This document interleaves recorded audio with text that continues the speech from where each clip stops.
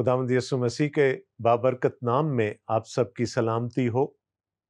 Programme है नूर हयात।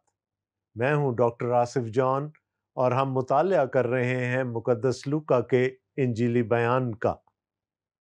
दोस्तों, आपको याद होगा कि पिछले 2 प्रोग्रामों से हम मुकद्दस लूका के इंजीली बयान के 16वें बाब में हैं और क्या ही खूबसूरत बाब है ये भी, तालीम से पुर। अभी तक हम बहुत सारी बातें देख चुके हैं। हमने खुदावंद यीशु मसीह के दहने मुबारक से एक तमसील सुनी जो उनके शागिर्दों के लिए थी और एक बददियानत मुख्तार के बारे में थी। उसके बाद खुदावंद यीशु मसीह ने उसी मौजू को आगे बढ़ाया और दौलत से मुतालिक उन लोगों को जो उसके पीछे चले आ रहे थे तालीम दी। और खुदावंद यीशु मसीह ने कहा कि कोई भी 2 आकाओं की खिदमत नहीं कर सकता। आप या तो खुदा की खिदमत कर सकते हैं, खुदा की इबादत कर सकते हैं, या आप अपनी दौलत के पीछे जा सकते हैं। और यहां पर हमने देखा था कि फरीसियों के कान खड़े हो गए, क्योंकि लूका ने हमें बताया कि वो जरदोस्त लोग थे। और खुदावंद यीशु मसीह ने फिर उनसे बात करते हुए कहा कि वो रियाकार हैं। अंदर से तो वो ज़र की दोस्ती रखते हैं, ऊपर से वो खुदा की परस्तिश और खुदा की इबादत का दावा करते हैं। और फिर खुदावंद यीशु मसीह ने एक मिसाल के तौर पर जिना के मौजू पर एक ही आयत में बड़ी गहरी और उम्मीक तालीम दी और उसको हमने बड़ी तफसील में डिस्कस किया, उस पर बहस की पिछले प्रोग्राम में। अब इस बड़े अनोखे बाब में 16वें बाब में एक बात रह गई और वो दूसरी तमसील है जो खुदावंद यीशु मसीह ने फरमाई। लेकिन इस दफा उनकी तवज्जो अपने शागिर्दों पर नहीं, चाहे मौजू वही था पहली तमसील वाला, बल्कि उनका मतमय नजर इस वक्त वो फरीसी थे जिन्होंने खुद अपने आप को जाल में फंसवा लिया खुदावंद यीशु मसीह पर ठट्ठा करके। आइए पहले वो तमसील पढ़ते हैं और फिर उस पर बहस करेंगे। मुकद्दस लूका का इंजीली बयान, उसका 16वां बाब और उसकी 19वीं आयत से। खुदा के कलाम में यूं लिखा है, एक दौलतमंद था जो अरगवानी और महीन कपड़े पहनता और हर रोज खुशी मनाता और शान और शौकत से रहता था। और लाजर नाम एक गरीब नासूरों से भरा हुआ उसके दरवाजा पर डाला गया था। उसे आरजू थी कि दौलतमंद की मेज से गिरे हुए टुकड़ों से अपना पेट भरे, बल्कि कुत्ते भी आकर उसके नासूर चाटते थे। और ऐसा हुआ कि वो गरीब मर गया और फरिश्तों ने उसे ले जाकर अब्राहम की गोद में पहुंचा दिया, और दौलतमंद भी मुआ और दफन हुआ। उसने आलम अरवा के दरमियान अजाब में मुब्तला होकर अपनी आंखें उठाईं और अब्राहम को दूर से देखा और उसकी गोद में लाजर को।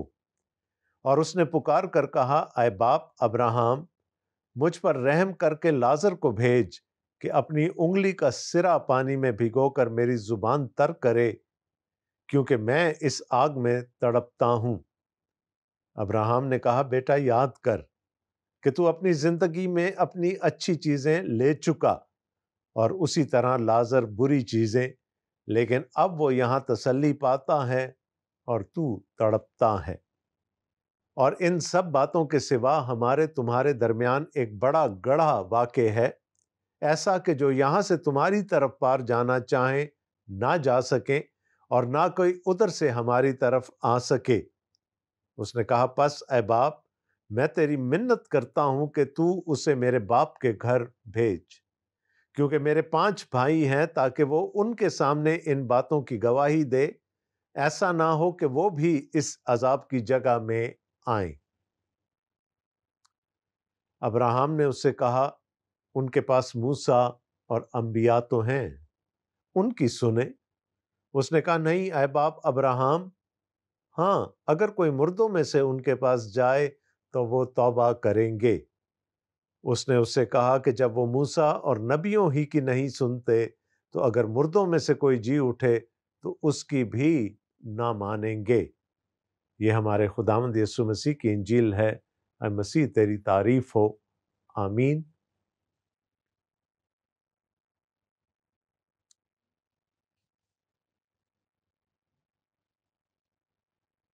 خداوند یسوع مسیح کی تماثیل میں سے چند تمثیلیں جو بہت زیادہ مشہور ہوئیں، ان میں سے ایک تمثیل لازر اور دولت مند آدمی سے متعلق ہے۔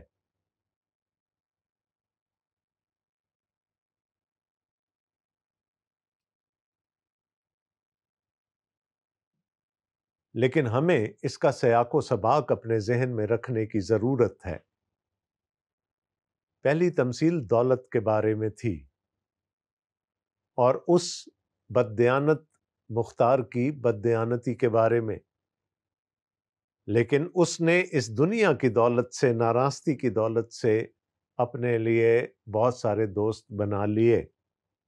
خداوند یسوع مسیح کا حکم تھا کہ نور کے فرزند ایسا کیوں نہیں کرتے؟ وہ بھی جب تک ان کے پاس موقع ہے اپنے لیے خدا کی بادشاہی کیوں نہیں حاصل کر لیتے؟ اس بددیانت مختار کی ہوشیاری کے باعث اس کے مالک نے اس کی تعریف کی، لیکن اس کا یہ مطلب نہیں ہے کہ ہمیں اس کی مانند بننا ہے۔ ہم بددیانت مختار نہیں ہیں، ہم نور کے فرزند ہیں۔ اور اس کے بعد خداوند یسوع مسیح نے وہ تعلیم دی تھی کہ یا تو خدا کو چن لو یا دولت کو۔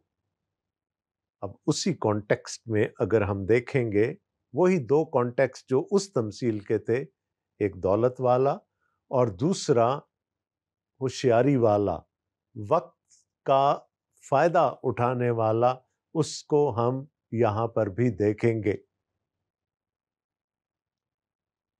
خداوند یسوع مسیح نے فرمایا ایک دولت مند تھا جو ارغوانی اور مہین کپڑے پہنتا اور ہر روز خوشی مناتا اور شان و شوکت سے رہتا تھا۔ اس تمثیل کا پہلا کریکٹر ہمارے سامنے آ گیا، پہلا کردار ہمارے سامنے آ گیا، اور وہ ہے ایک دولت مند شخص کا۔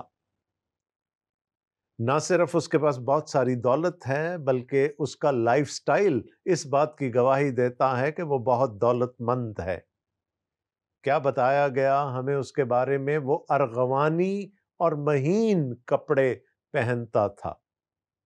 اس زمانے میں ٹیکسٹائل ملز نہیں ہوتی تھیں، کوئی بہت بڑے بڑے فیشن ہاؤسز بھی نہیں تھے۔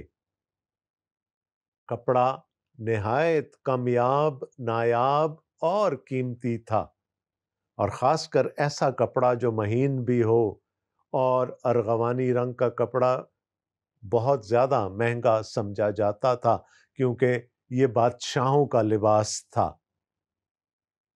اس زمانے میں ہاتھ سے بنا جاتا تھا کپڑا، اور ہاتھ سے مہین کپڑا بن لینا نہایت ہی کاریگری کی بات تھی، اس لیے وہ کپڑا نہایت مہنگا ہوتا تھا۔ تو وہ ارغوانی اور مہین کپڑے پہنتا تھا اور ہر روز خوشی مناتا تھا۔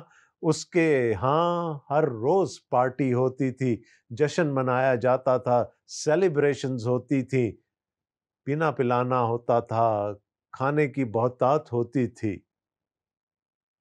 تو نہ صرف وہ امیر ہے، وہ دولت مند ہے، ایک نہایت پرتعیش لائف سٹائل ہے اس کا۔ اور اب ہم چلتے ہیں اس کہانی کے دوسرے کردار کی طرف۔ اور لازر نام ایک غریب ناسوروں سے بھرا ہوا اس کے دروازہ پر ڈالا گیا تھا۔ ہمیں نہیں بتایا گیا کہ اس امیر آدمی کا نام کیا تھا، لیکن اس غریب آدمی کا جس کو کنٹراسٹ کے طور پر یہاں پر پیش کیا جا رہا ہے، نام بتایا گیا، اس کا نام لازر تھا۔ اور لازر کی حالت بھی ہمیں بتائی جا رہی ہے، ایک غریب ناسوروں سے بھرا ہوا اس کے دروازہ پر ڈالا گیا تھا۔ اب ایک طرف دیکھیے کہ اس کے جسم پر ناسور ہیں، رستے ہوئے ناسور ہیں، زخم ہیں۔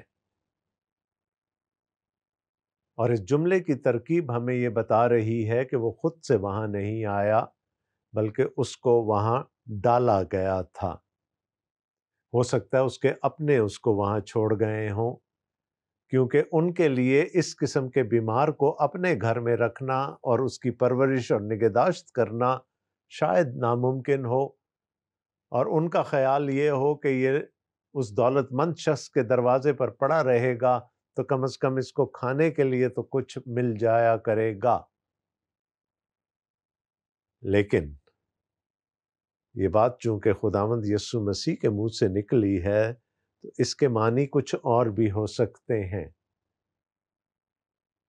ہو سکتا ہے کہ یہ خدا کا منصوبہ تھا کہ لازر کو وہاں رکھا جائے، اور یہ آزمائش تھی، امتحان تھا اس دولت مند شخص کا۔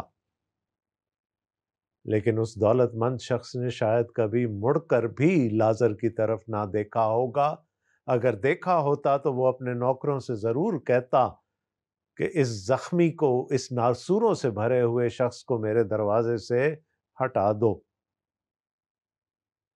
اسے آرزو تھی کہ دولت مند کی میز سے گرے ہوئے ٹکڑوں سے اپنا پیٹ بھرے، بلکہ کتے بھی آ کر اس کے ناسور چاٹتے تھے۔ اب اس سے زیادہ قسم پرسی کی حالت اور کیا ہو سکتی ہے؟ ناسور ہیں، وہ اپنا دفاع بھی نہیں کر پا رہا کتوں سے جو کہ آ کر اس کے ناسوروں کو چاٹتے تھے۔ ایک طرف ہر رات پارٹی ہوتی ہے، ہر رات افراد سے کھانا لگایا جاتا ہے، افراد سے مشروبات فراہم کیے جاتے ہیں، اور دوسری طرف وہ ترستا ہے کہ اس کے منہ میں کوئی بچا ہوا ٹکڑا، کوئی اس کے میز سے گرا ہوا ٹکڑا ڈل جائے۔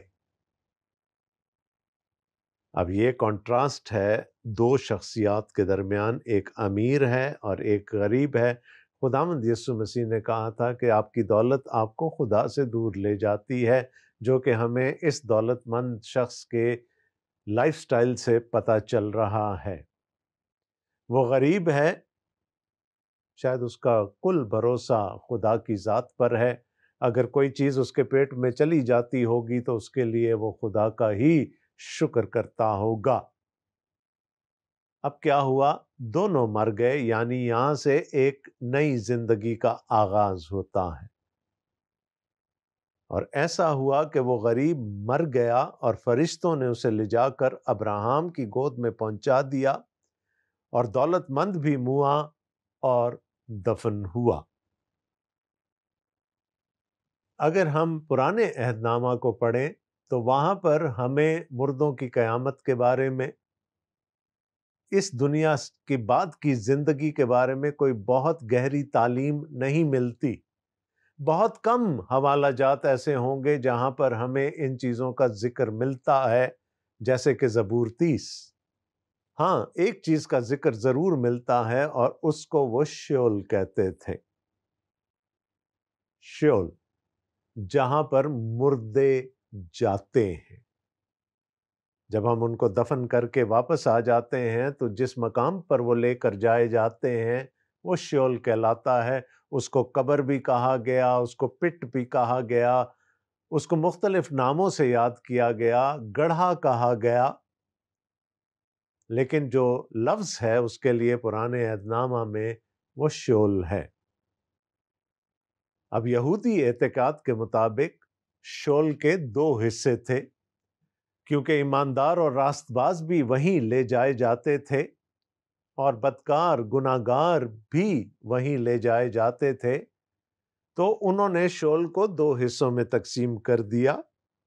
ایک کا نام انہوں نے خیت ابراہم رکھا، یعنی ابراہم کی گود، اور دوسرے کا نام انہوں نے گہنوم یا گہنا رکھا، اور گہنوم سے ہی ہمارا اردو کا لفظ جہنم وجود پاتا ہے۔ یعنی دو حصے ہیں شیول کے، ایک راست بازوں کے لیے اور ایک گناہگاروں کے لیے۔ اب یہ کوئی لٹرل گود نہیں ہے ابراہم کی، لیکن اس جگہ کو ابراہم کی گود کہا گیا. اینڈ ویری کنوینئنٹلی ایک یہودی ہوتے ہوئے آپ سوچ سکتے ہیں کہ انہوں نے یہ نام کیوں رکھا ہوگا. ابراہم ایمانداروں کا باپ ہے، غیر قوموں کا نہیں ہے. ابراہم کی گود پر صرف ہمارا، بنی اسرائیل کا، آل ابراہم کا حق ہے. تو ایک اچھا علاقہ ہے، ایک تھوڑا سا ذرا برا علاقہ ہے، ایک جس کو ہم جنت یا جہنم کہہ لیں. کیا ہوا؟ لازر، چونکہ شاید وہ خدا پر بھروسہ کرتا تھا ہر چیز کے لیے، اس کو ابراہم کی گود میں لے جایا گیا. پھر کہہ رہا ہوں یہ کوئی لٹرل جگہ نہیں تھی، یا لٹرلی یہ ابراہم کی گود نہیں تھی. اس کو اس اچھے علاقہ میں لے کر جایا گیا، اور دوسری طرف وہ بھی مر گیا، وہ قبر میں ہی رہا، پٹ میں رہا، شول میں رہا، گہنوم میں چلا گیا. اب یہاں کیا تھا؟ ایک دولت مند ہے، دوسرا غریب ہے. اب کیا ہوا؟ جب اگلی زندگی میں گئے تو رولز سوئچ ہو گئے. ایک اچھی جگہ لے جایا گیا، لیکن کون لے جایا گیا؟ لازر جو غریب تھا. اور گہنوم میں کون لے جایا گیا؟ وہ دولت مند شخص. یہودیوں کا یہ ایمان تھا کہ خدا کی بادشاہی میں جانے والے سب سے پہلے لوگ دولت مند ہوں گے، مال پیسے والے ہوں گے، کیونکہ جن کو خدا نے اس دنیا میں برکت دی ہے وہ اپنی برکت کو ان سے اگلے جہاں میں کیسے روکے رکھے گا؟ تو مارچ کرتے ہوئے سارے دولت مند پہلے خدا کی بادشاہی میں داخل ہوں گے، جنہوں نے اس دنیا کو بھی انجوائے کر لیا اور اب وہ اگلی دنیا کو بھی انجوائے کریں گے.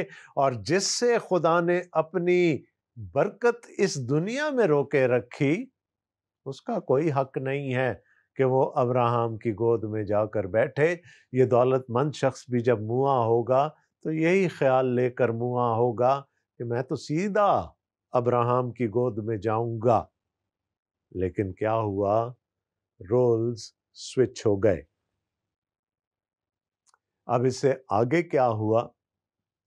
اس نے عالم ارواح کے درمیان عذاب میں مبتلا ہو کر اپنی آنکھیں اٹھائیں اور ابراہم کو دور سے دیکھا اور اس کی گود میں لازر کو. کم از کم ہم یہ ضرور کہہ سکتے ہیں کہ 6x6 تھی اس کی نظر، دور سے نظر آ گیا اس کو.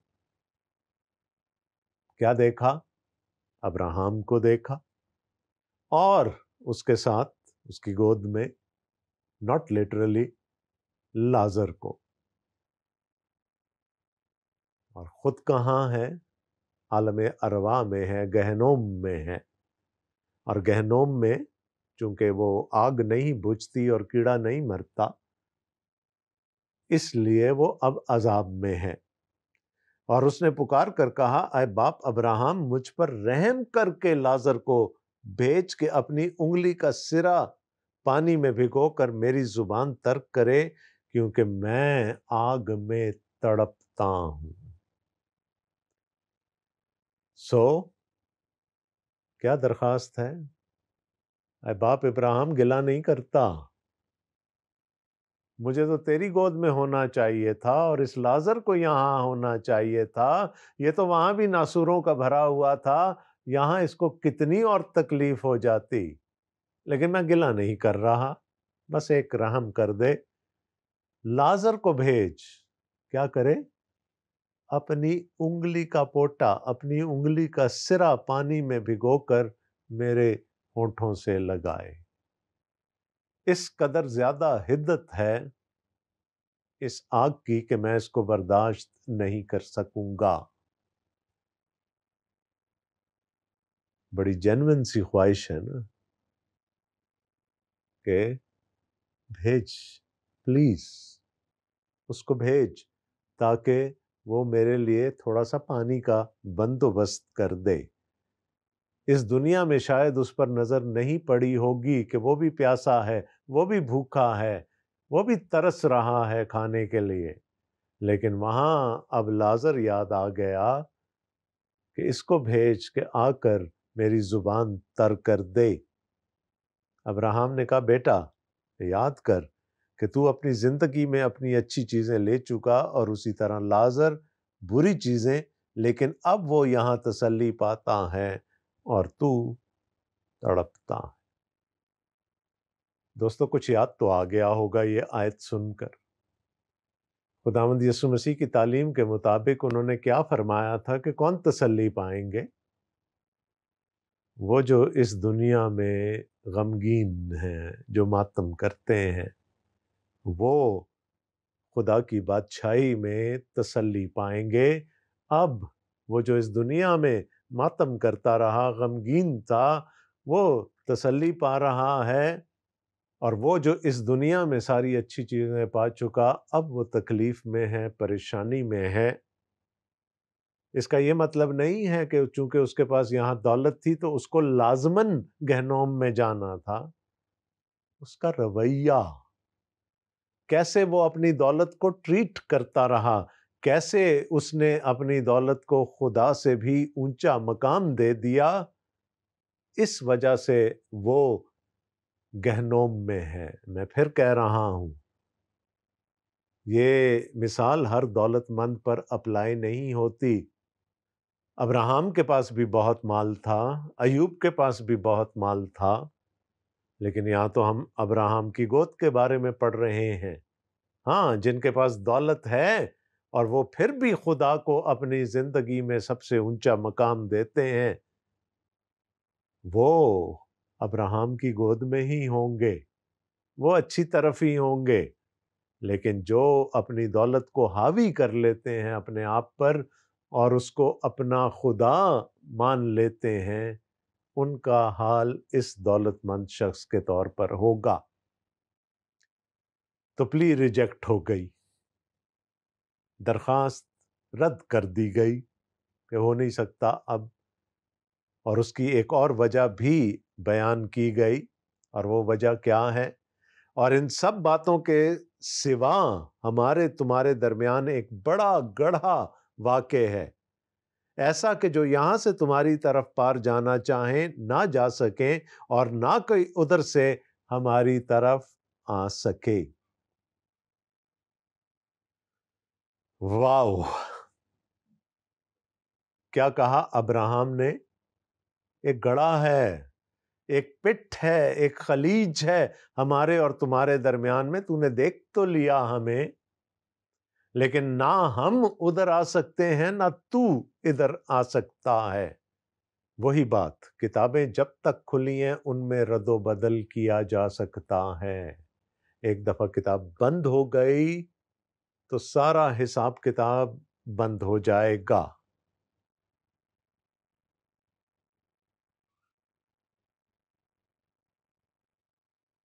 ابراہیم کے کہنے کا مقصد یہ تھا کہ زندگی میں جو کچھ کرنا تھا وہ تم نے کر لیا، اب کچھ نہیں ہو سکتا، اب جگہ نہیں بدلی جا سکتی، چاہے تیرے گھر والے تیرے پیچھے خیراتیں کرتے رہیں، تیرے ایصال ثواب کے لیے دعائیں کرتے رہیں، جو کچھ کرتے رہیں، تو نے رہنا یہی ہے۔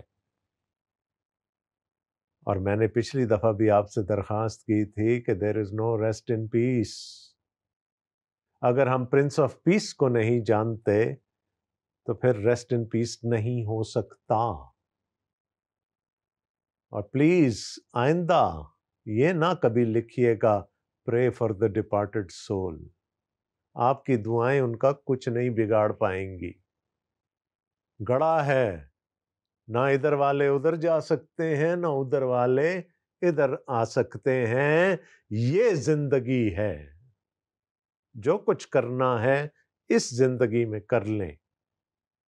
اگر یہ موقع ہاتھ سے نکل گیا تو پھر وہاں باپ ابراہیم کو پکارتے رہیں گے، کچھ نہیں ہونے کا۔ خداوند یسوع مسیح نے کہا بتیرے مجھ سے کہیں گے اے خداوند، اے خداوند، لیکن پھر اس وقت کچھ نہیں ہو سکے گا۔ یہ دنیا ہے، یہ زندگی ہے جس میں ہمیں فیصلہ لینا ہے۔ گہنوم میں، شول میں، ہیڈیز میں لیٹ کر ہم یہ فیصلہ نہیں لے سکتے کہ جی اب میں توبہ کر لیتا ہوں تاکہ میں باپ ابراہم کی گود میں چلا جاؤں۔ آگے دیکھتے ہیں اب کیا ہوا۔ اچھا ٹھیک ہے، باپ ابراہم میرے پاس تو نہیں آ سکتا، کیا واپس دنیا میں جا سکتا ہے؟ بات کس کی ہو رہی ہے؟ لازر کی۔ کیا یہ واپس دنیا میں جا سکتا ہے؟ میرے باپ کے گھر جا سکتا ہے؟ اس نے کہا پس اے باپ، میں تیری منت کرتا ہوں کہ تو اسے میرے باپ کے گھر بھیج۔ درد ہے بھائیوں کا دل میں، وہ کہہ رہے ہیں ان کے پاس بھیج دے تاکہ ان کو تنبیہ کر دے، اور اگر اس کے منہ سے سنیں گے تو شاید مان جائیں۔ ابراہم نے اس سے کہا ان کے پاس موسیٰ اور انبیاء تو ہیں، ان کی سن لیں۔ خدا کا کلام ان کے پاس ہے، اس کی کیوں نہیں سن لیتے؟ وہاں یہ ساری باتیں کھول کر بیان کر دی گئی ہیں۔ اس نے کہا نہیں اے باپ ابراہم، ہاں اگر کوئی مردوں میں سے ان کے پاس جائے تو وہ توبہ کریں گے۔ مردوں میں سے ایک جی اٹھا، لوگوں کو دکھائی دیا، کتنوں نے توبہ کر لی۔ اس نے اس سے کہا کہ جب وہ موسیٰ اور نبیوں ہی کی نہیں سنتے تو اگر مردوں میں سے کوئی جی اٹھے تو اس کی بھی نہ مانیں گے۔ سمپل۔ خدا کا کلام ہمارے پاس موجود ہے، اور وہ کلام شہادت دیتا ہے خداوند یسوع مسیح کے مردوں میں سے جی اٹھنے کی، لیکن بہت سارے لوگ ہیں اس دنیا میں جو کلام کی شہادت کو نہیں مانتے۔ بہت ساروں نے یسوع کو دیکھا، کتنے ایمان لے کے آئے مجھے نہیں معلوم۔ جو کچھ ہے یہاں ہے، آج ہے، ابھی ہے۔ اگر آپ فیصلہ ٹالیں گے تو شاید پھر وہاں سے دیکھ تو سکیں گے، پار جا نہیں سکیں گے۔ فیصلہ آپ نے خود کرنا ہے۔ خداوند آپ سب کو بڑی برکت دے، آمین۔ خدا حافظ۔